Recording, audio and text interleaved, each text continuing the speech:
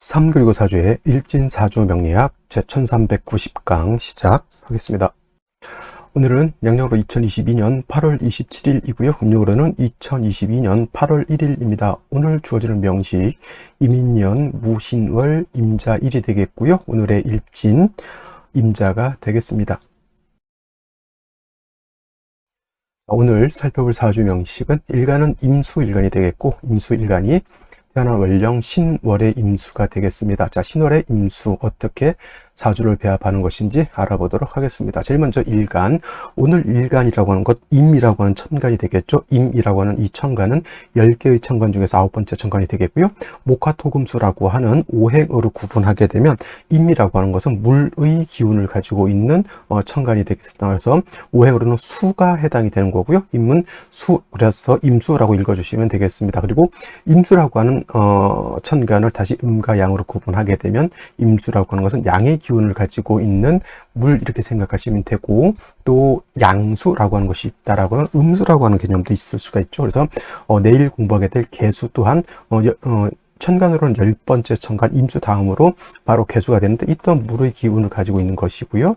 근데 임수하고의 차이는 임수는 양수인데 개수는 음수, 이렇게 차이가 있습니다. 뭐 큰 차이가 음과 양의 차이가 얼마나 크게 차이가 있겠느냐라고 이렇게 말씀해 주실 수도 있겠지만, 음양의 차이가 다르다라고 하는 것은 굉장히 큰 차이가 있어요. 글자 하나의 차이가 아니라 양수와 음수의 차이는 굉장히 큰 차이가 있는데, 양이라고 하는 것은 쉽게 말하면 작은 개념이 아니라 큰 개념이 양이고, 양에 대비해서 작은 개념이 음이 되겠죠. 그 다음에 만약에 물이라고 하면 넓은 물이 있고 좁은 물이 있다라고 했을 때 넓은 것이 양수가 되고 좁은 것이 음수가 되겠죠. 해협 같은 경우는 좁은 수로 같은 것이면 바다 같은 경우에는 큰 광활한 그냥 물이 펼쳐져 있는 그런 것이 되겠죠. 그래서 양수하고 음수의 그런 차이가 있고, 또 깊이로 따지고 봤을 때 양수는 깊은 개념이라고 하면 개수는 얕은 개념이다라고 볼 수가 있습니다. 또 예를 들어서 물의 양으로 봤을 때는 물의 양이 많은 것이 당연히 양수가 되고 적은 것이 음수가 되겠죠. 그래서 이거를 갖다가 좀 이해하기 쉽게 구분하기 위해서 임수를 물상에 비유할 때는 대해수라고 이렇게 표현을 해줍니다. 대해수라고 하는 것은 바다 같은 것, 물 중에서 가장 큰 물이 바다죠. 강이라든가 호수도 큰 개념입니다. 큰 호수 같은 경우, 큰 강 같은 경우에는 고래, 돌고래라든가 이런 고래들도 사는 큰 그런 호수 등이 있죠. 이것이 바로 양수인 임수로서 대해수에 이렇게 비유를 할 수가 있겠고, 반대로 개수라고 하는 것은 음수, 작은 물에 해당되죠. 그래서 우로수라고 이렇게 표현을, 우로수라고 하는 것은 하늘에서 내리는 이슬비 같은 개념이고요. 땅에서는 옹달샘 같은 개념, 그 다음에 정화수 같은 이런 아주 작은 개념의 물이라고 볼 수가 있겠습니다. 그래서 임수하고 개수는 같은 이지만 양수의 개념은 굉장히 큰 개념, 음수의 개념은 굉장히 작은 개념인데, 특징은 뭐예요? 물이 많으면 많을수록 물이 많으면 범람할 우려가 있다라고 하는 것. 즉, 임수라고 하는 특징은 신왕해지게 되면, 일간이 왕해지게 되면 물이 범람한다. 즉 충분한 성질을 가지고 있다라고 하는 것이 임수의 특징인 것이고요. 상대적으로 개수는 작은 물이기 때문에 접신물이 많아봤자 접신물이고요. 양동이에 있는 물이 많아봤자 양동이 정도밖에 안 됩니다. 그래서 개수는 많다 하더라도 그렇게 임수처럼 물이 범람해서 큰 혼란을 일으키거나 큰 문제를 일으키고 그러지는 않습니다. 임수는 쉽게 말하면 바다의 쓰나미 같은 그런 개념이라고 하면, 작은 우루수, 물이 조금 넘쳐봤자 그냥 걸레로 닦으면 되겠죠. 그래서 개수라고 하는 것은 왕에도 임수처럼 범람의 우려가 없지만, 개수의 특징은 뭐냐면 청징함에 있다라고 생각하시면 돼요. 청징이라고 하면 맑고 깨끗합니다.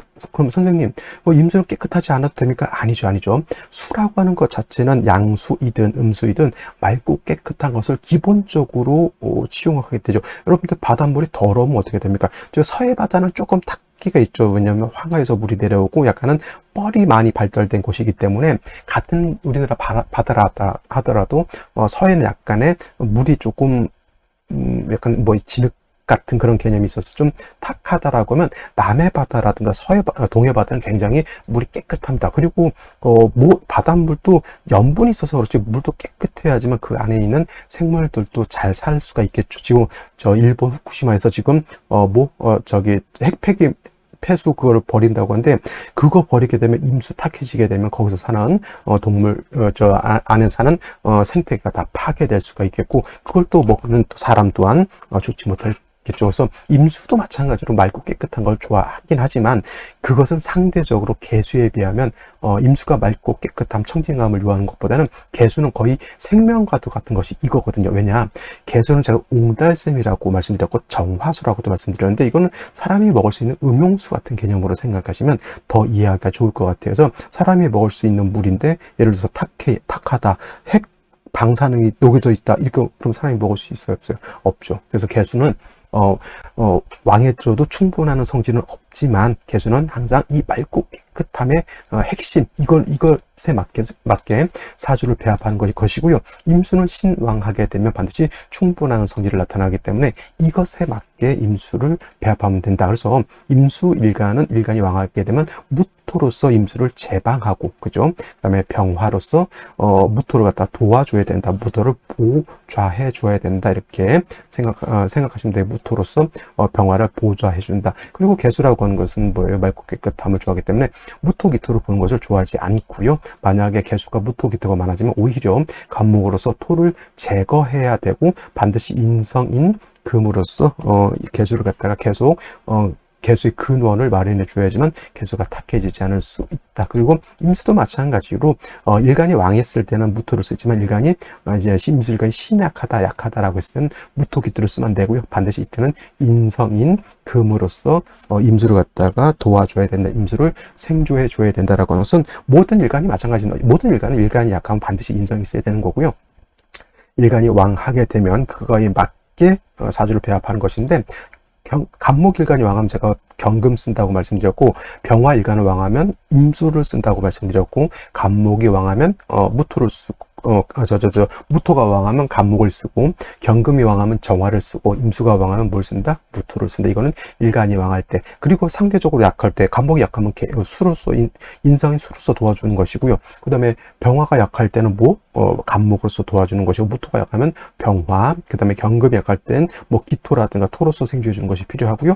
임수는 약했을 때는 역시나 금으로서 생주해 주는 것이 필요하다. 이거는 이제 통치론적인 그런 개념이고, 일단 임수라고 하는 것, 왕하면 무토 병화를 쓰고, 약하면 인성인 금으로서 도와줘야 된다. 이렇게 정리를 해두시면 크게 어려움 없이 임수라고 하는 사주를 능히 볼 수 있을 것이다 라고 말씀을 드릴 수가 있겠습니다.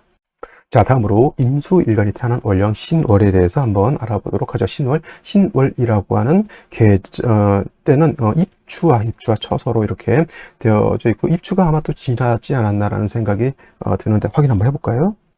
네, 입추는 당연히 지나죠. 입추가 되어야지만 미월에서 신월로 넘어오게 되고, 입추는 지나고, 제가 금방 말씀드렸던 것은 처서가 지나지 않았나, 요 말씀을 드렸던 건데 지났습니다. 22일 날이 처서였고요. 오늘이 날짜가 27일이니까 벌써 한 5일 정도 지났습니다. 그래서 신월도 이제 그야말로 금의 기운이 이제 왕한 시절로 들어왔다라고 볼 수가 있겠습니다. 입추라고 하는 개념, 미월에서 신월로 넘어오는 관문이 되는 것이고요. 또 입추라고 하는 것은 뭐의 관문? 여름에서 가을로 넘어오는 관문이 되죠. 가을입니다. 이제부터는 가을, 신유, 술, 월이 모두 가을이면서 방향은 어느 쪽? 서쪽이다. 그래서 신유수로 가을, 금의 기운이 강한데, 금이 왕한 계절, 그래서 신월이라고 하는 것은 금의 임간지, 유월은 금의 제왕지, 그 다음에 토가 왕한 술월 같은 경우에는 금의 쇠지가 돼서, 신유술월이 일단 3개월이 가을이면서 금이 왕한데, 특히는 이제 금이 왕한 계절은 신유월이 금이 강하다라고 말씀을 드릴 수가 있겠고, 술월은 신유술 서방에 있지만은 토가 왕한 계절이다라고 보실 수 있겠습니다. 자, 신유월 금만 왕한 것이 아니고요. 금은 수를 생각하는 관계, 금생수의 관계가 있기 때문에 금도 왕하고 수도 같이 왕하게 되죠. 그래서 신월은 금도 왕하고 수도 왕하다. 오늘 태어난 일간 뭐죠? 임수, 양수인 임수가 태어난 날에 해당이 되니, 임수가 신월에 태어나게 되면 일단은 수는 신월에 월이면 금은 신월의 임간지가 되지만, 수는 여기가 장생처가 되는 것이고, 또 신중에 있는 임수가 있기 때문에 일간 임수가 월령 자체에 모두 할 수 있다. 통근도 할 수 있다. 그러면 임수가 신월에 태어나게 되면 이거는 물론 해자월에 태어난 것보다는 약하겠지만 그래도 신왕은 사주가 될 수 있겠죠. 신왕 사주. 어떤 분들이 가끔 금백수청을 이제 논하는 경우가 있는데 대체적으로 금백수청을 논한 때 임수가 신월이라든가 6월에 태어나서 금백수청을 논할 때는 신월이 아니라 6월이고요. 6월 다음 달 6월에 임수가 태어나면 금백수청을 이제 논하게 되고, 근데 금백수청을 논할 때 뭐가 있어서는 안 된다? 토가 있어서는 금백수청이 절대 되지 않습니다. 토가 있게 되면 토극수, 수도 하지만은 토는 아까도 말씀드렸지만 수를 갖다가 탁하게 만들죠. 탁수를 만들기 때문에 금백수청 또는 금수쌍청이라고 하는 이 뜻은 뭐냐면 금수가 모두 깨끗하다예요. 깨끗하다. 맑을 청자, 맑고 깨끗하다. 예를 들면 가을에 설악산 같은데 천불동 계곡 같은데 가면 하늘도 맑고 파란데 그 하얀 그 바위 틈으로 물이 맑고 깨끗한 그 물이 흐르는 것을 우리가 많이 볼 수 있죠. 그게 금백수청인데 거기에 흙이 있다, 섞여져 있다면 진흙이 흙탕물이 되겠죠. 그러면 금백수청이 되지 않는 거예요. 그래서 이제 요새 자꾸 사람들이 금백수청에 대해서 이제 질문하는 걸 제가 많이 봤는데, 금백수청이 되기 위해서는 뭐가 있어야 한다? 절대 토가 있어서는 안 된다. 이것이 문제가 되겠습니다. 그래서 토가 있으면 금백수청이 되지 않고요. 특히 신월은 금백수청을 논하지 않는 이유가 뭐냐면 말씀드렸던 것처럼 임수라고 하는 것은 왕하게 되면 뭘 한다? 범람의 우려가 있기 때문에 금백수청을 논할 이유가 아니라 좀 임수를 갖다가 어떻게 제방하느냐가 문제가 되는 것이고, 이렇게 임수일과 신월이 왕할 때는 금백수청을 논하지 않는다고 뭐가 있어야 된다? 반드시 무토를 얻어서 임수를 제방할 수 있느냐 없느냐, 여기에 문제가 있는 것이지, 임수일간이 왕해서 지금 범람하게 생겼는데 여기서 금백수청을 논하고 있다, 말이 되지 않습니다. 그래서 임수가 신월에 태어나게 되면 인성인 금도 왕하고 일간 임수도 왕하기 때문에 반드시 뭘 봐야 된다? 무토를 보는 것이 필요한 사주 국세가 되는 것인데, 이때 저 무토를 또 보호해 줄 것이 있죠. 아까 말씀드렸던 것처럼 병화를 얻으면 좋을 것인데, 원래 신월의 임수가 무토를 쓸 때는 정화를 써도 크게 문제되지 않습니다. 왜냐하면 신월은 아직까지는 해자축월처럼 뭐 엄동설환이 아니기 때문에 크게 조후의 필요성은 없기 때문에 정화를 얻게 되면 정화로서 무토를 도와주고요. 정화는 또 한 가지 할 수 있는 일은 뭐냐면 금을 갖다가 통제하는 것은 병화보다는 정화가 월등하게 공력이 더 크다라고 볼 수가 있는 것이죠. 그래서 신월에 임수가 태어나게 되면 무토로서 임수를 제방하고 정화로서 무토를 도와주고 정화로서 신금을 억제해준다, 이렇게 보시면 되는데, 정화 없으면 어떻다? 병화라도 써야 된다라고 이렇게 보시면 되겠습니다. 그래서 임수가 신월에 태어났을 땐 금백수청을 논한다, 논하지 않는다, 논하지 않는다, 무조건 임수로서 제방해 줘야 되고요. 임수가 금백수청을 논할 때는 지금의 신월이 아니라 다음 달인 6월일 때 금백수청을 논한다, 이렇게 보시면 되겠고, 또 신금이 해월에 태어났을 때도 금백수청을 논할 수 있고요. 또 신금이 6월에 태어났을 때도, 신월에 태어났을 때도 임수를 보게 되면 뭐 토기가 없으면 그것도 금백수청으로 볼 수는 있지만은 원한적인 금백수청은 아니다. 그래서 여기까지 신월의 임수는 금백수청을 논하는 것이 아니라 뭐 무토로 써야 된다라고 하는 것을 좀 더 강조의 말씀을 드리면서 오늘의 명식, 그 다음에 생시 알아보도록 하겠습니다. 자, 오늘의 명식을 다시 한번 살펴보도록 하겠습니다. 오늘 명식, 임수일간이 신월에 태어난 사주 명식이 되겠고요. 일단 격국이라고 하는 거 살펴보게 되면, 격국이라고 하는 것은 일간과 월령과의 관계를 살펴 사주 전체의 틀을 살펴보는 것이고요. 사주 전체가 어떻게 짜여져 있느냐를 놓고 보는 것인데, 오늘 임수라고 하는 일간 양수가 될 것이고요. 월지에 있는 신금이라고 하는 것은 인성이 되는데 얘는 금이 됩니다. 그래서 일간과 월령과의 관계, 양대 양이 되는 것이고, 그 다음에 금이라고 하는 것은 수를 생하는 관계가 있으니 월지에 있는 금이 나를 생하는 관계, 생아자가 월지에 있습니다. 생아자는 다른 말로 인성이라고 표현하고, 인성은 정인이라고 하는 것과 그 다음에 편인이라고 하는 것으로서 구분해 볼 수가 있는데, 정인이라고 하는 것은 일간과 인성과의 관계가 양대 또는 음대 양이 됨으로 인해서 음과 양의 조화가 맞으면 이는 정인이 되는 것이고요. 편인이라고 하는 것은 일간과 인성과의 관계가 음대 또는 양대 양이 되어 음양의 조화가 맞지 않으면 이걸 편인이라고 하는데, 오늘은 양수가 양금인 인성을 받기 때문에 양대 양이죠. 편인격이라고 이렇게 보시면 되겠습니다. 편인격인데 신월은 금도 왕하고 일간 임수도 왕하니 모왕자상하다. 일간도 왕하고 어머니 인성도 왕하다. 일간이 왕한 것 인목과 인성이 왕한 건 다릅니다. 인성이 왕하고 일간이 약할 수도 있고요.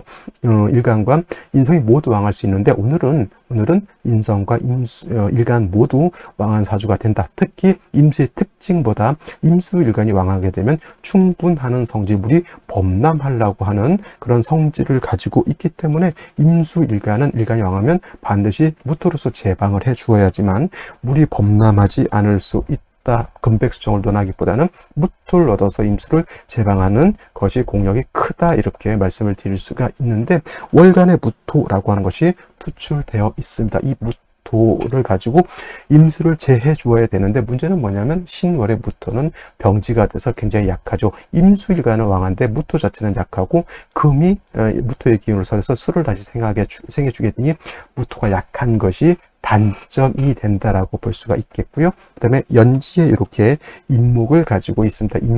임목이라고 하는 것은 뭐 임수 입장에서 놓고 봤을 때 식신이고 수의 기운을 설계하는 것인데, 무토가 있으면 식상을 논하지 말고 이 무토를 살려서 어찌게든 관성이 있으면 관성을 먼저 논하는 것인데, 오늘 문제가 뭐냐면 월지가 신월인데 연지 이렇게 인목이 있게 되면은 인신충이 되는 것이 문제가 되겠죠. 이렇게 되게 되면 인목도 손상을 받게 되고 신금도 손상을 받게 되는 것이 문제가 되는데, 연지 이렇게 일지의 자수로 이렇게 보게 되면 임자일주가 되죠. 그러면 요 자수하고 신금하고 합을 하게 되겠죠. 뭐냐면 원래는 신자진 수국이라고 해서 수극이 아니라 수국이죠. 삼합이 신잔진이 아니고요.